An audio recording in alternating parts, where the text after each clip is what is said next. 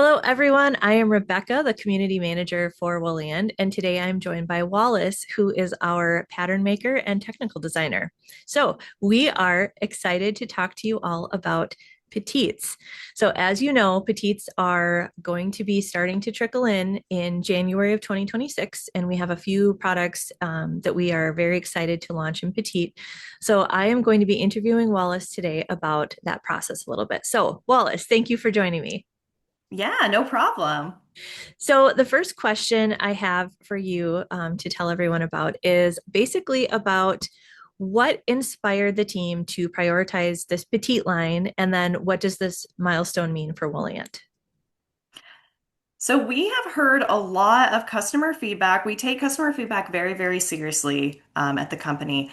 And, petites have been requested for a really long time. And we decided it was, there's enough demand now. It's finally time to be able to add it.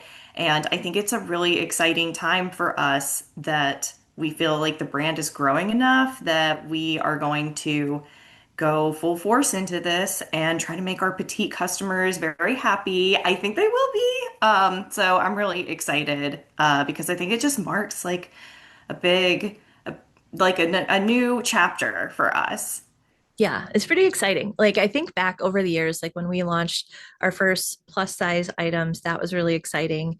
And then, was it 2 years ago? I think we started introducing tall, like a long That sounds length about right. or tall. Yeah. So it's just like we've been expanding just little bits here and there, but just really trying to accommodate everybody that wants to wear a product. So I love that.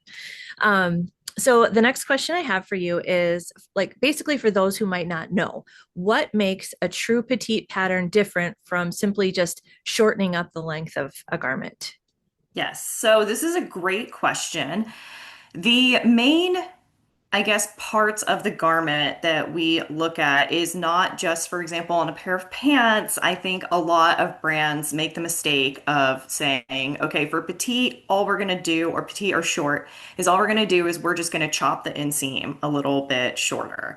And the issue with this is that petites are not just shorter in their legs typically. It's not just like, oh, I'm proportional to a Mrs. size. It's just my legs are shorter. It's typically proportionally your entire body is a little bit shorter. So that means your torso is also going to be a little bit shorter.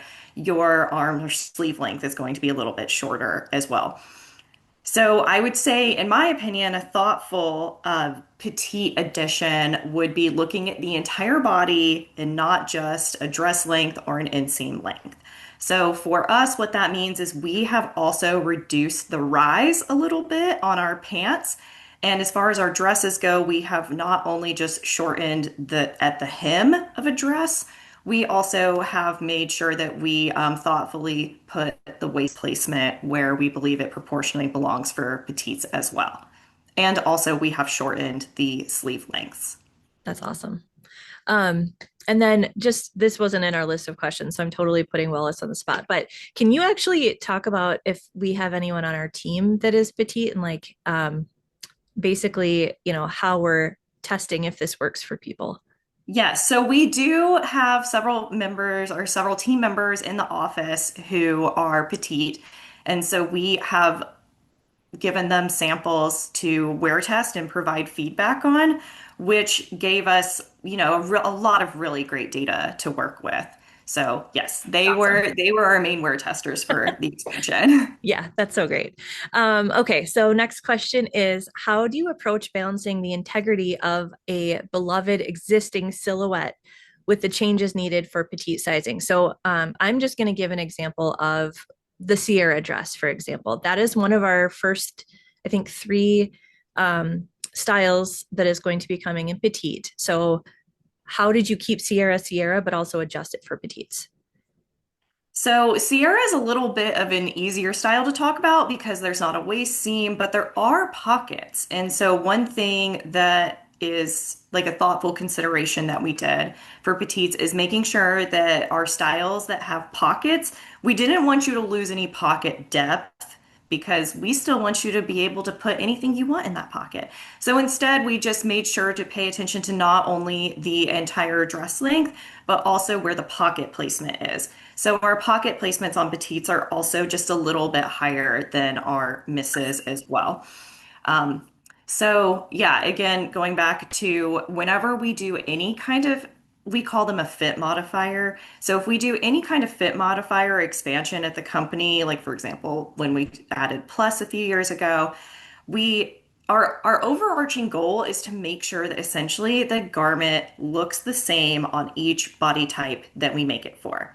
And we did that for plus, and we definitely did it for petite as well. So it's just making sure, like, big picture at the end of the day, if we are looking at photos side by side, if a style comes in misses, plus, and petite, we want to make sure that proportionally it looks the same on all of those body types.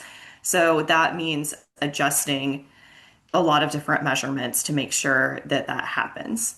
I love that. Yeah. And I remember being in some, I think, product review meetings where we get to see pictures of these styles on our fit models and seeing like the development team saying, okay, this is what it looks like. This was this prototype, but we don't like that this looks different on this fit model versus this fit model who are in different, what do you call it, size modifiers.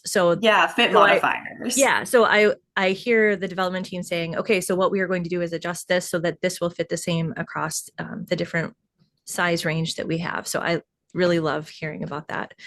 Um, Great, thank you. So let's see. Question number 4. Were there any surprising discoveries during fit testing or like the different rounds of like prototypes that we did?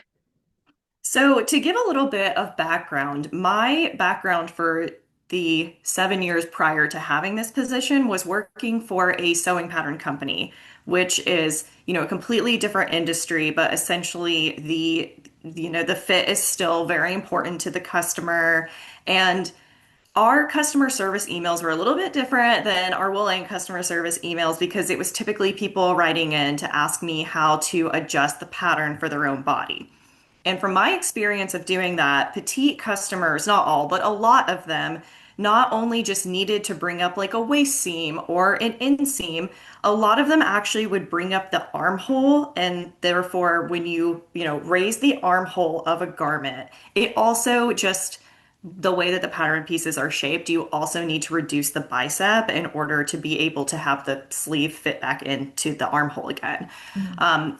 And so I had brought this up to the team when we were originally doing our research, and we actually found that our particular wear testers did not like that adjustment. They actually felt more comfortable when they were wearing a misses versus a petite. They said that that was actually not a place that they felt they needed the adjustment or that they wanted the adjustment.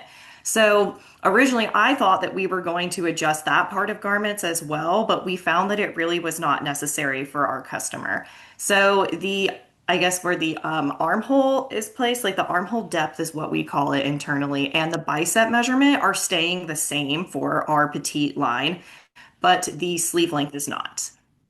Interesting. I Yes. never thought about that. Okay. Let's see. Question number 5, our final question. What was the biggest challenge in bringing this petite line to life, and how did the team solve it?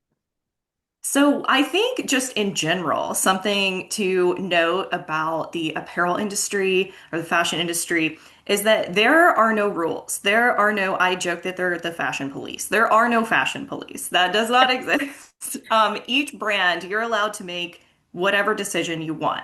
So in some ways that's great. It can be really freeing, but at the same time, you can get a little lost.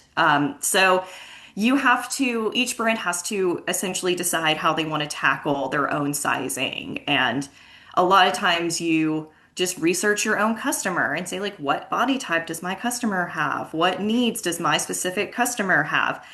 So, what we ended up doing is we ended up doing a lot of research on petite.